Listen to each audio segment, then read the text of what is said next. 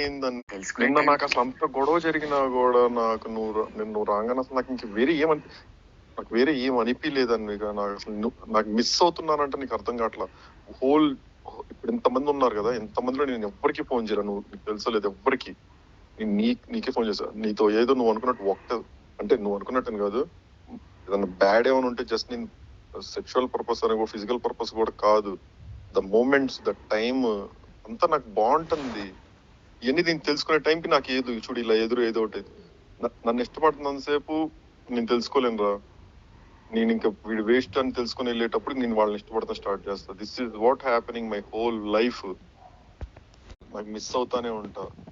నేను నిజంగా చెప్తున్నా, శివ మీద ఒట్టేసి చెప్తున్నా, నేను నిన్ను మిస్ ఏ రోజు ఉదయం ఆ రోజు జస్ట్ బికాస్ నువ్వు నా వెనక వాడితో మాట్లాడడం వల్ల, వాడు కూడా వాడి వయసు ఎంత, వాడేంటి. అరే నేను ఫస్ట్ నుంచి ఒకటే చెప్తున్నాను రా. అరే వాడికి నేను చేసింది ఫస్ట్ నేను చెప్పిన 2 days నువ్వు నమ్మావు లేదా? నేను 2 times మాట్లాడా. ఒకటి నీ ఫోన్ పగలగొట్టిన రోజు, ఉదయతో నేను లాస్ట్ మాట్లాడడం ఆ రోజే నేను మాట్లాడింది వాడితో ఫస్ట్ టైం. ఫోన్ నెంబర్లు కూడా లేదు నా దగ్గర. నేను ఆ రోజు వాడి నెంబర్ నేను స్నాప్చాట్ లో అడిగి తీసుకొని వాడికి పంపించాక నేను వాడికి ఫోన్ చేసి నేను ఏం చెప్పాను అడుగు, ఒకటే చెప్పా ఫస్ట్ పాయింట్.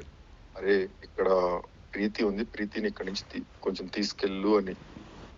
ప్రీతి వల్ల నాకు అనిపించింది అని. ఎందుకంటే ఆ రోజు పొద్దున కూడా అయింది కదా ఇష్యూ, కార్లు దిగేసాయన్ని.